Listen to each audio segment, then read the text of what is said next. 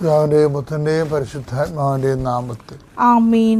അമ്മയോട് ചേർന്ന് പ്രാർത്ഥിക്കാം. അമ്മേ പരിശുദ്ധമ്മേ, അമ്മേ പരിശുദ്ധമ്മേ, ദൈവമാതാവേ, ദൈവമാതാവേ, കൃപാസനത്തിലൂടെ ഞങ്ങൾക്കും ഞങ്ങളുടെ ദേശത്തിനും അമ്മ മാധ്യസ്ഥം തേടി തന്ന എല്ലാ അനുഗ്രഹങ്ങൾക്കും കൃപകൾക്കും ഞങ്ങളിപ്പോൾ ഹൃദയം നിറഞ്ഞ നന്ദി പറയുന്നു. അമ്മേ പരിശുദ്ധമ്മേ, ദൈവമാതാവേ, 2004 ഡിസംബർ 7 ഉച്ചകഴിഞ്ഞ് 2:30 കൃപാസനത്തിൽ സംഭവിച്ച അമ്മയുടെ പ്രത്യക്ഷപ്പെടലിനെ കുറിച്ച് തിരുസഭയ്ക്ക് സമർപ്പിച്ചിരിക്കുന്ന പഠനരേഖകളുടെ മേൽ സഭാത്മകമായ പഠനം ആരംഭിക്കുവാൻ ഞങ്ങൾ പ്രാർത്ഥിക്കുന്നു. അമ്മേ പരിശുദ്ധമ്മേ, ഭൂസ്വർലോകങ്ങളുടെ രാജ്ഞിയായ അങ്ങേയ്ക്ക് ഭൗമ സംരക്ഷണത്തിനായി പ്രപഞ്ച പ്രകൃതിയെ തന്നെ തിരുസഭ പ്രതിഷ്ഠിക്കുവാൻ ഈ പ്രത്യക്ഷീകരണം വഴി ഇടയാക്കണമേ. പരിശുദ്ധമ്മേ, ജപമാല മാതാവേ, സകല കൃപാസനം പ്രാർത്ഥനകളോടും ചേർത്ത് ഞങ്ങളിപ്പോൾ പ്രാർത്ഥിക്കുന്ന ഈ കുടുംബത്തിന്റെ പ്രത്യേക നിയോഗം. മക്കളെ,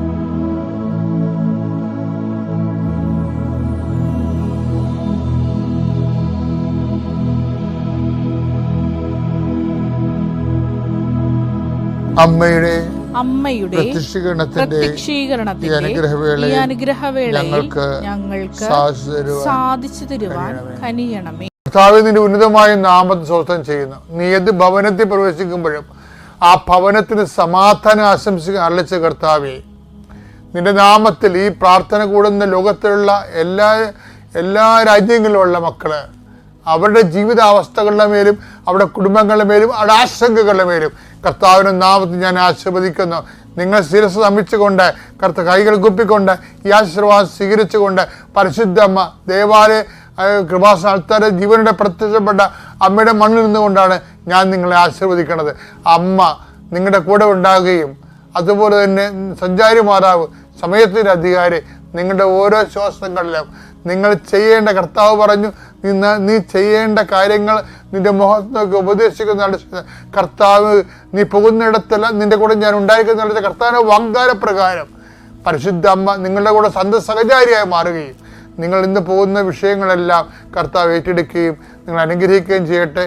പരീക്ഷ എഴുതുന്ന കുഞ്ഞുങ്ങൾ, ജോലിക്ക് പോകുന്ന മത്സ്യത്തൊഴിലാളികൾ, കർഷക തൊഴിലാളികൾ, ഉദ്യോഗസ്ഥരെ, അതുപോലെ തന്നെ ഉദ്യോഗാർത്ഥികൾ, ജോലിക്ക് അന്വേഷിച്ച് പോകുന്നവർ, ഇൻ്റർവ്യൂവിന് പോകുന്നവർ, ടെസ്റ്റിന് പോകുന്നവർ, പരീക്ഷയ്ക്ക് പോകുന്നവർ, ഓരോരോ ചെറുകിട ജോലികൾ ചെയ്തു പോകുന്നവർ, കർത്താവെ പുതിയ സാമ്പത്തിക ക്രമങ്ങൾ വരുമ്പോൾ ആൾക്കാർക്ക് ഞെരുങ്ങുന്നവർ, ജോലി നഷ്ടപ്പെടാൻ പോകുന്നവർ, വിസ നഷ്ടപ്പെടാൻ പോകുന്നവർ, വിസ പുതുക്കി കിട്ടാൻ വേണ്ടി പ്രാർത്ഥിക്കുന്നവർ, അങ്ങനെ എല്ലാ മക്കളും എന്തിനെല്ലാം വേണ്ടി മക്കൾ പ്രാർത്ഥിക്കുന്നു അവിടെയെല്ലാം ദൈവത്തിൻ്റെ കരുണ മാതാവിൻ്റെ മധ്യസ്ഥത്തിലെ യേശുക്രിസ്തു നാമത്തിന് പൊതിഞ്ഞു നിൽക്കട്ടെ. വിശ്വാസ പ്രമാണം. സർവശക്തനായ പിതാവും ആകാശത്തിന്റെയും ഭൂമിയുടെയും സൃഷ്ടാവുമായ ദൈവത്തിൽ ഞാൻ വിശ്വസിക്കുന്നു. അവിടുത്തെ ഏകപുത്രനും ഞങ്ങളുടെ കർത്താവുമായ ഈശോമിശിഹായിലും ഞാൻ വിശ്വസിക്കുന്നു. ഈ പുത്രൻ പരിശുദ്ധാത്മാവിനാൽ ഗർഭസ്ഥനായി കന്യകാമറിയത്തിൽ നിന്ന് പിറന്ന് പൊന്തിയോസ് പീലാത്തോസിന്റെ കാലത്ത് പീഡകൾ സഹിച്ച് കുരിശിൽ തറയ്ക്കപ്പെട്ട് മരിച്ച് അടക്കപ്പെട്ട് പാതാളങ്ങളിൽ ഇറങ്ങി മരിച്ചവരുടെ ഇടയിൽ നിന്ന് 3-ാം നാൾ ഉയർത്ത് സ്വർഗത്തിലേക്ക് എഴുന്നള്ളി സർവശക്തിയുള്ള പിതാവായ ദൈവത്തിന്റെ വലതുഭാഗത്തിരിക്കുന്നു. അവിടെ നിന്ന് ജീവിക്കുന്നവരെയും മരിച്ചവരെയും വിധിക്കുവാൻ വരുമെന്നും ഞാൻ വിശ്വസിക്കുന്നു. പരിശുദ്ധാത്മാവിലും ഞാൻ വിശ്വസിക്കുന്നു. വിശുദ്ധ കത്തോലിക്കാ സഭയിലും പുണ്യവാന്മാരുടെ ഐക്യത്തിലും പാപങ്ങളുടെ മോചനത്തിലും ശരീരത്തിന്റെ ഉയർപ്പിലും നിത്യമായ ജീവിതത്തിലും ഞാൻ വിശ്വസിക്കുന്നു. ആമേൻ. സ്വർഗ്ഗസ്ഥനായ ഞങ്ങളുടെ പിതാവേ, അങ്ങയുടെ നാമം പൂജിതമാകണമേ. അങ്ങയുടെ രാജ്യം വരണമേ. അങ്ങയുടെ തിരുമനസ് സ്വർഗത്തിലെ പോലെ ഭൂമിയിലും ആകണമേ. അന്നു വേണ്ടുന്ന ആഹാരം ഇന്ന് ഞങ്ങൾക്ക് തരണമേ. ഞങ്ങളോട് തെറ്റ് ചെയ്യുന്നവരോട് ഞങ്ങൾ ക്ഷമിക്കുന്നത് പോലെ ഞങ്ങളുടെ തെറ്റുകൾ ഞങ്ങളോടും ക്ഷമിക്കണമേ. ഞങ്ങളെ പ്രലോഭനത്തിൽ ഉൾപ്പെടുത്തരുതേ, തിന്മയിൽ ഞങ്ങൾ രക്ഷിക്കണമേ. ആമേൻ. നന്മ തെളിഞ്ഞു മറിയമേ, സ്വസ്തി. കർത്താവ് അങ്ങയുടെ കൂടെ സ്ത്രീകളിൽ അങ്ങ് അനുഗ്രഹിക്കപ്പെട്ടവളാകുന്നു. അങ്ങയുടെ ഉദരത്തിൻ ഫലമായി ഈശോ അനുഗ്രഹിക്കപ്പെട്ടവനാകുന്നു. പരിശുദ്ധ മറിയമേ, തമ്പുരാന്റെ അമ്മേ, പാപികളായ ഞങ്ങൾക്ക് വേണ്ടി ഇപ്പോഴും ഞങ്ങളുടെ മരണസമയത്തും തമ്പുരാനോട് അപേക്ഷിക്കണമേ. ആമേൻ. നമ്മള് വളരെ പ്രഗ്മാറ്റിക് ആയിട്ട് യൂട്ടിലിറ്റേറിയൻ എന്ന് വെച്ച് കഴിഞ്ഞാൽ ഒരാളിൽ നിന്നുണ്ടാകുന്ന പ്രയോജനത്തിൻ്റെ അക്കത്തൂക്കങ്ങൾ അനുസരിച്ചുകൊണ്ട് അത് ആനുപാതികമായിട്ട് ദൈവം അവനോട് ഇൻട്രാക്ട് ചെയ്യുന്ന വളരെ കർക്കശമായ ചില നിലപാടുകൾ ദൈവഭാഗത്തു നിന്നുണ്ടാകും. അതാണ് നമ്മൾ പറയണത്. മത്തായി 25-ാം അധ്യായം 30-ാമത്തെ വാക്യം. പ്രയോജനമില്ലാത്ത ആ ഭൃത്യനെ പുറത്ത് അന്ധകാരത്തിലേക്ക് തള്ളിക്കളയുക. അവിടെ വിലാപവും പല്ലുകടിയുമായിരിക്കും. നരകമായിരിക്കും എന്നാ പറയണേ. ചുരുങ്ങിയ ഭാഷ, മിതമായ ഭാഷ പറഞ്ഞ നരകമായിരിക്കും എന്നാണ് മടിയന്മാർക്ക് പറഞ്ഞിരിക്കുന്നത്. അത് വെച്ച് കഴിഞ്ഞാൽ എപ്പോഴും നമ്മൾ ശ്രദ്ധിക്കേണ്ടത് ദൈവത്തിരുസന്നിധിയിൽ വാല്യൂ ആകണം, വില ഉണ്ടാകണം.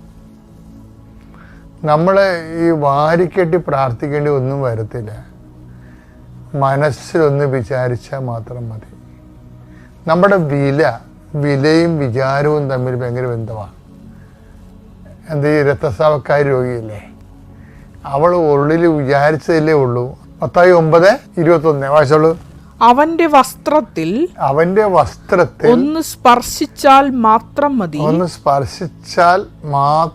മതി, എനിക്ക് സൗഖ്യം കിട്ടും എനിക്ക് സൗഖ്യം കിട്ടുമെന്ന് അവൾ ഉള്ളിൽ വിചാരിച്ചിരുന്നു.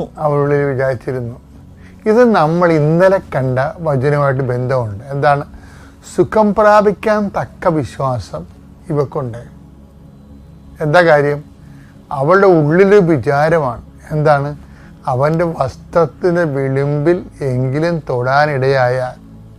ഇപ്പം ചില ആൾക്കാരൊക്കെ വിശ്വസിക്കുന്ന സാക്ഷ്യം പറയുമ്പോൾ കേൾക്കാം, കൃപാസനത്തിൻ്റെ മണ്ണിലൊന്ന് ചവിട്ടാനിടയായാൽ മതി എന്ന് പറയും. അപ്പോൾ ഒരു പ്രാവശ്യമല്ല, ഒത്തിരി പേര് സാക്ഷി ഇങ്ങനെ തന്നെ പറഞ്ഞിട്ടുണ്ട്. കാര്യം അമ്മമാതാവിൻ്റെ സന്നിധിയിലേക്കൊന്ന് ചെല്ലാനിടയായാൽ മതി എന്ന് പറയുമ്പോൾ തന്നെ അവർക്ക് തക്ക വിശ്വാസമാകും. അവരുടെ വിശ്വാസം ദൈവത്തിന് റെസ്പോണ്ട് ചെയ്യാൻ പറ്റുന്ന രീതിയിലേക്ക് അതിന് കൈയും കാലും എടുത്ത് പ്രാർത്ഥിക്കേണ്ട കാര്യമില്ല.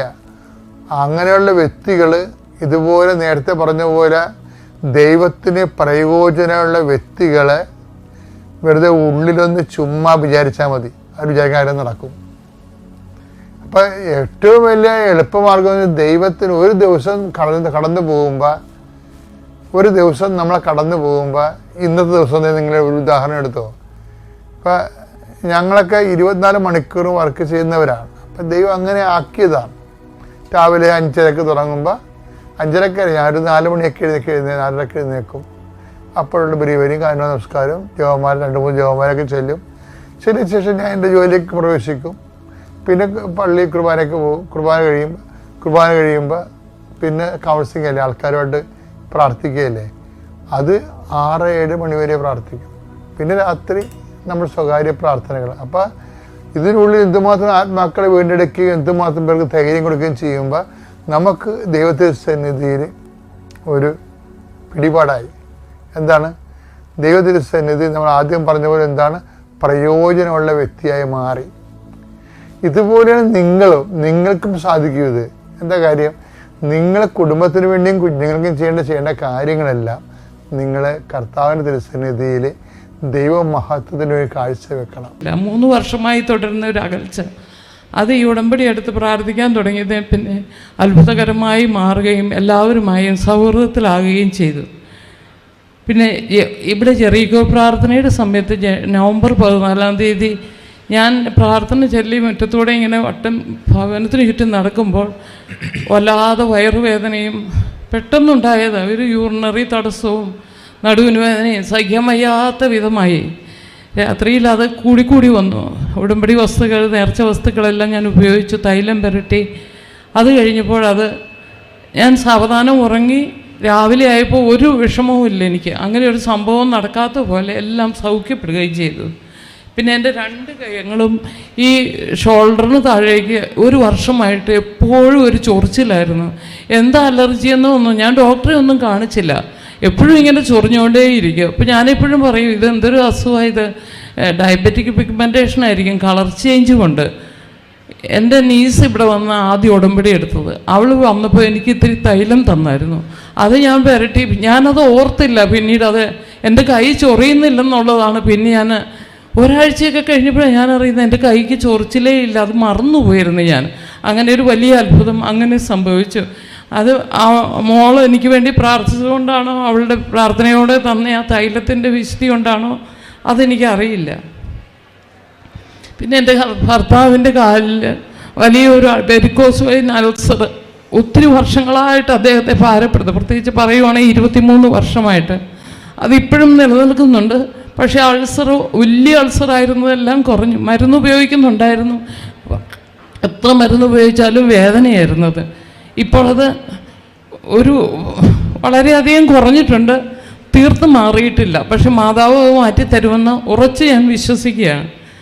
പിന്നെ ഞാൻ ഉടമ്പടി എടുത്ത് പോയി ഒരു 2 ആഴ്ച കഴിഞ്ഞപ്പോൾ എൻ്റെ ബ്രദർ കലശലായ നടുവേദനയും വയറുവേദനയായിട്ട് ഡോക്ടറെ കാണാൻ പോയി. അപ്പോൾ അവൻ്റെ പ്രോസ്റ്റേറ്റ് വളരെയധികം വലുതാണെന്നും അതൊരു ക്യാൻസർ സാധ്യതയിലാണെന്നും ഡോക്ടർ ദൂരേക്ക് ബ്ലഡ് ടെസ്റ്റ് എഴുതി കൊടുത്തു. വല്ലാതെ ഭാരപ്പെട്ട് അവൻ വീട്ടിൽ വന്നപ്പോൾ ഞാൻ തൈലം വെച്ച് പ്രാർത്ഥിച്ച്, നീ ഭയപ്പെടുകയൊന്നും വേണ്ട, എല്ലാ ടെസ്റ്റും നോർമലാകും, നീ മാതാവിനോട് പ്രാർത്ഥിക്കുക, ഞാനും പ്രാർത്ഥിക്കാമെന്ന് പറഞ്ഞു. അതിനുശേഷം 2 ദിവസം കഴിഞ്ഞപ്പോൾ അവൻ പെട്ടെന്ന് പറഞ്ഞു എന്നോട്, ഞാൻ ഉടമ്പടി എടുക്കാൻ പോവുക ചേച്ചി എന്നും പറഞ്ഞ് അവൻ ഇവിടെ വന്ന് ഉടമ്പടി എടുത്തു. തിരിച്ച് വന്ന് ബ്ലഡ് ടെസ്റ്റിൻ്റെ റിസൾട്ട് വന്നപ്പം ഡോക്ടർ തന്നെ അത്ഭുതപ്പെട്ടു. ഒരു 4ന് മുകളിൽ പ്രോസ്റ്റേറ്റിൻ്റെ വലിപ്പം ഉണ്ടാകുമെന്ന് പറഞ്ഞ് 1.4 ഉള്ളെന്ന് പറഞ്ഞ് അത് വലിയൊരു അത്ഭുതമായിട്ട് മാറുകയും ഇപ്പം അവനൊരു പ്രശ്നവും ഇല്ല, സന്തോഷമായിട്ടിരിക്കുന്നു. ഇത്രയാണ് ദേവമാതാവ് എനിക്ക് പരിശുദ്ധ ഈശോ വഴിയായിട്ട് എനിക്ക് തന്ന വലിയ അത്ഭുതം. യേശുവെ നന്ദി, യേശുവെ സ്തുതി. എൻ്റെ പേര് ജെമിനി ബെന്നി. ഞാൻ എറണാകുളം ജില്ലയിലെ കാക്കനാട് ഇടവയിൽ നിന്നാണ് വരുന്നത്. ഞാനിവിടെ 2018 നവംബർ മാസം 25-ാം തീയതി വന്ന് ഉടമ്പടി എടുത്തതാണ്. 2019 മാർച്ച് മാസം ഞാനിവിടെ വന്ന് ഒരു പ്രാവശ്യം സാക്ഷ്യം പറഞ്ഞതാണ്. ഉടമ്പടി എടുത്തതിൻ്റെ ഫലമായിട്ട് ഒത്തിരിയേറെ അനുഗ്രഹങ്ങൾ പരിശുദ്ധ അമ്മ ഞങ്ങളുടെ ജീവിതത്തിൽ തന്നിട്ടുണ്ട്. ഞാനിവിടെ ഉടമ്പടി എടുക്കാൻ വരുന്ന സമയത്ത് ഞങ്ങൾക്ക് ഒത്തിരിയേറെ കടബാധ്യതകളുണ്ടായിരുന്നു. അതെല്ലാം ഉടമ്പടിയിൽ സമർപ്പിച്ച് പ്രാർത്ഥിച്ചു.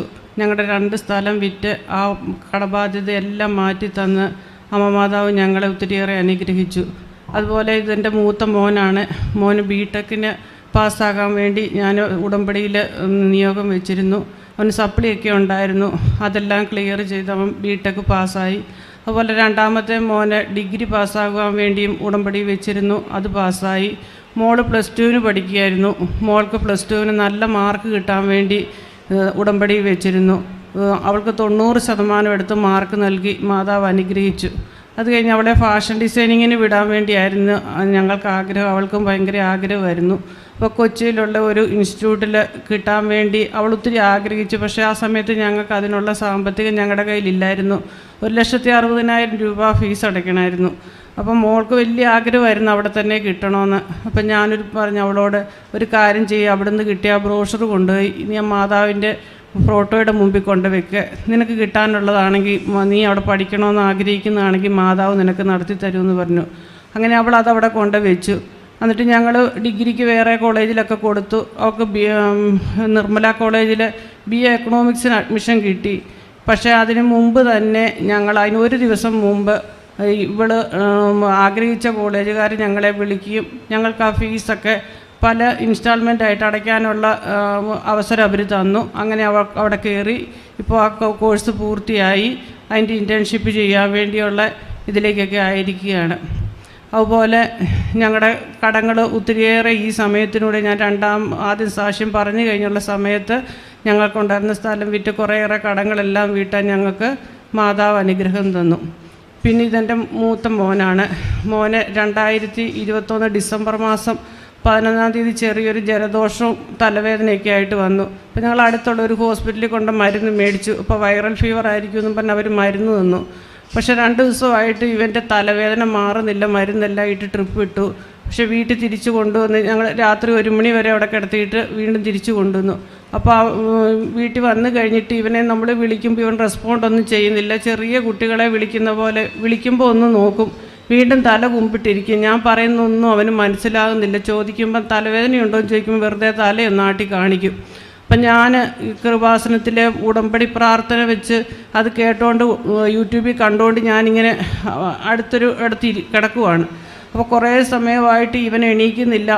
അപ്പം ഡോക്ടർ പറഞ്ഞു വൈറൽ ഫീവറിൻ്റെ ആയതുകൊണ്ട് ക്ഷീണം കാണും, അതുകൊണ്ട് നിങ്ങൾ ഫ്രൂട്ട്സൊക്കെ കൊടുത്താൽ മതി, അവൻ ആയിക്കോളും എന്ന് പറഞ്ഞു. അപ്പോൾ ഞാൻ ഫ്രൂട്ട്സൊക്കെ കൊടുക്കുമ്പോൾ അത് മേടിച്ച് കഴിക്കും. കുറച്ച് കഴിയുമ്പോൾ അത് ഛർദ്ദിക്കും. പിന്നെ ഉച്ചയ്ക്ക് കഞ്ഞി കൊടുത്തു. ആ കഞ്ഞി മാത്രം കുറച്ച് കുടിച്ചു. പക്ഷേ പിന്നും ഇവൻ ഇങ്ങനെ കിടക്കുക. ഇവൻ എത്ര വിളിച്ചിട്ടും ഇവൻ എണീറ്റിരിക്കുന്ന ബാത്റൂമിൽ പോകുന്നവരെ ഞങ്ങൾ പിടിച്ചു കൊണ്ടുപോയാണ് ബാത്റൂമിൽ കൊണ്ടുപോയി ആക്കുന്നത്. ഇവനോട് ഒരു കാര്യം ചോദിച്ചാലും ഇവനത് മനസ്സിലാകുന്നില്ല ഞങ്ങൾ ചോദിക്കുന്നത് എന്താണ്. അപ്പോൾ വീണ്ടും ഞങ്ങൾ ഹോസ്പിറ്റലിൽ കൊണ്ടുപോയി. അപ്പോൾ അവിടെ ചെന്നപ്പോൾ അവരൊന്നും കൂടെ ട്രിപ്പ് ഇട്ടു. തലവേദനയ്ക്കുള്ള മരുന്ന് കൊടുത്തിട്ടും തലവേദന മാറുന്നില്ല. അപ്പോൾ അവർ പറഞ്ഞു, അപ്പം ഇവൻ പിന്നെ വീണ്ടും ഇവൻ ഡബിൾ വിഷൻ കാണാൻ തുടങ്ങി. അപ്പം ഡോക്ടർ പറഞ്ഞു ചിലപ്പം വൈറൽ ഫീവർ തലയ്ക്ക് പിടിച്ച് മെനിഞ്ചൈറ്റീസ് പോലെ എന്തെങ്കിലും ആയതായിരിക്കും, നിങ്ങളൊരു കാര്യം ചെയ്യുക, ഒരു MRI എടുത്ത് നോക്കാം, അതിന് സൗകര്യമുള്ളിടത്ത് കൊണ്ടുപോകാൻ പറഞ്ഞു. അപ്പോൾ ഞങ്ങൾ എറണാകുളം ലിസി ഹോസ്പിറ്റലിൽ കൊണ്ടുപോയി. അവിടെ കൊണ്ടുപോയി അഡ്മിറ്റ് ചെയ്തു. അന്ന് രാത്രി അവിടെ കിടന്നപ്പോൾ ഒരു ചെറുതായിട്ടൊരു കുറവുണ്ട്. അപ്പോൾ അവർ പിറ്റേ ദിവസമാണ് MRI എടുത്തത്. MRI എടുത്തപ്പം MRI എടുക്കുന്ന സമയത്തെല്ലാം ഞാൻ പ്രത്യക്ഷീകരണ പ്രാർത്ഥന ചൊല്ലി പ്രാർത്ഥിച്ചുകൊണ്ടിരിക്കുമായിരുന്നു. MRI എടുത്തപ്പോൾ അവർ പറഞ്ഞു ബ്രെയിനകത്തൊരു മുഴയുണ്ട്, എത്രയും പെട്ടെന്ന് സർജറി ചെയ്യണം, നാളെ തന്നെ ചെയ്യണം. നാളെ ഒരു സർജറി പറഞ്ഞിട്ടുണ്ട്. അപ്പം നാളെ തന്നെ ഇതും ചെയ്യണം. എന്തെങ്കിലും ഇവനിപ്പം നിൽക്കുന്ന സ്റ്റേജ് നിങ്ങൾ കണക്കാക്കണ്ട, എപ്പോൾ വേണേലും ഈ സ്റ്റേജ് മാറാം, അതുകൊണ്ട് എപ്പോൾ ചെയ്യാൻ വേണം, അതിന് മുമ്പ് വേണമെങ്കിൽ അതിന് മുമ്പ് ചെയ്യണം, ആ രീതിയിലേക്കാണ് കാര്യങ്ങൾ പോയിക്കൊണ്ടിരിക്കുന്നതെന്ന് പറഞ്ഞു. അപ്പം ഞാനും മോളും വീട്ടിലാണ്, ഇവൻ്റെ പപ്പയും അനിയനും കൂടെയാണ് ഹോസ്പിറ്റലിൽ. അപ്പോൾ ഇവനെ ഉടൻ തന്നെ അവർ പറഞ്ഞ് ICUവിലേക്ക് മാറ്റണമെന്ന് പറഞ്ഞ് റിസൾട്ട് വന്നപ്പോഴേ. അപ്പോൾ തന്നെ ഞങ്ങളെ വിളിച്ച് ഞാനും മോളും കൂടെ വേഗം തന്നെ ഹോസ്പിറ്റലിൽ ചെന്നു. അപ്പോൾ തന്നെ ഇവനെ ICUവിലേക്ക് മാറ്റി. അപ്പോൾ ആ സമയത്ത് ഞാൻ എൻ്റെ കയ്യിൽ ഉടമ്പടി തൈലം ഉണ്ടായിരുന്നു, അതൊക്കെ ഇവൻ്റെ നെറ്റിയെ ഞാൻ തേച്ച് കൊടുത്തു. എന്നിട്ട് ഇവനെ വേഗം തന്നെ ICUവിലേക്ക് മാറ്റി. രാത്രി മുഴുവനും ഞാനും മോളും കൂടെ ഒരു തുള്ളി പോലും ഉറങ്ങാണ്ടിരുന്ന് ഞങ്ങൾ കൃപാസനത്തിലെ ഈ ഉടമ്പടി ധ്യാനം കൂടിക്കൊണ്ടിരിക്കുക. അപ്പം ഞാൻ പഴയ ഒരു ഉടമ്പടി ധ്യാനം അച്ഛൻ നടത്തിയത് കൂടുക. അപ്പോൾ അതിനകത്ത് അതെടുക്കുമ്പം കിട്ടുന്നത് ഈ യുദ്ധവും നമ്മൾ ജയിക്കും എന്നുള്ള ഒരു ടൈറ്റിലോട് കൂടി ഒരു ധ്യാനമാണ്. അത് ഞാൻ കൂടി വെളുക്കുവോളം അത് തന്നെ കൂടിക്കൊണ്ടിരുന്നു. അത് കഴിഞ്ഞ് പിറ്റേ ദിവസം ചൊവ്വാഴ്ചയാണ്. അപ്പോൾ രാത്രിയായപ്പം ഡോക്ടർ പറഞ്ഞു അവന് കുറച്ച് മാറ്റം വന്നിട്ടുണ്ട്, ഒരു കാര്യം ചെയ്യാം, നമുക്ക് പിറ്റേ ദിവസത്തേക്ക് മാറ്റി വെക്കാം, കാരണം ഇത് കുറച്ച് സമയം എടുക്കുന്ന സർജറിയാണ്, അതുകൊണ്ട് ഒരു ദിവസം കൂടെ ആണെങ്കിലും കുഴപ്പമില്ലെന്ന് പറഞ്ഞു. അപ്പം ഞങ്ങൾ പിറ്റേ ദിവസം ഉടമ്പടി ധ്യാനം ഓൺലൈനിൽ കൂടിക്കൊണ്ടിരിക്കുക, റൂമിലിരുന്ന് കൂടിക്കൊണ്ടിരുന്നു. അത് കഴിഞ്ഞ ശേഷം ഞാനും എൻ്റെ മോളും ഞങ്ങളുടെ ഹസ്ബൻഡിൻ്റെ സഹോദരങ്ങളും കൂടെ വന്ന് ഞങ്ങളെല്ലാവരും കൂടെ വേഗം കൃപാസനത്തിലേക്ക് വന്നു. ആ സമയത്ത് ഇവിടെ കൃപാസനം അടച്ചിട്ടിരിക്കുക സാനിറ്റൈസേഷൻ ആയതുകൊണ്ട്. അപ്പം ഞങ്ങൾക്ക് അകത്തൊന്നും കയറാൻ പറ്റിയില്ല. ഞങ്ങൾ അവിടുന്ന് ജപമാല ചൊല്ലി വന്ന് ഞങ്ങൾ ഈ പുറത്ത് നിന്ന് മാതാവിൻ്റെ രൂപത്തിൻ്റെ മുന്നേ വന്ന് നിന്ന് പ്രാർത്ഥിച്ചു. അപ്പം ഞാൻ മുഴുവൻ സമയവും പ്രാർത്ഥിക്കുന്നുണ്ട്, എൻ്റെ അമ്മ എൻ്റെ കുഞ്ഞിനൊന്നും വരുത്തല്ലേ, അവന് സർജറി ഇല്ലാതെ ആക്കുവാണെങ്കിൽ എനിക്ക് ഏറ്റവും സന്തോഷം, അതല്ല സർജറി വേണമെന്നുള്ളതാണെങ്കിൽ അമ്മ കൂടെ കാണണേ, അമ്മ തന്നെ അത് ചെയ്യണേ എന്ന് പറഞ്ഞ് പ്രാർത്ഥിച്ചുകൊണ്ടിരുന്നു. എന്നിട്ട് ഞങ്ങൾ ഇവിടെ വന്ന് പ്രാർത്ഥിച്ചുകൊണ്ടിരിക്കുമ്പോൾ എനിക്ക് ആ സുഗന്ധ അഭിഷേകം ആ രൂപത്തിൻ്റെ മുന്നേ നിന്ന് പ്രാർത്ഥിക്കുമ്പോൾ ഉണ്ടായി.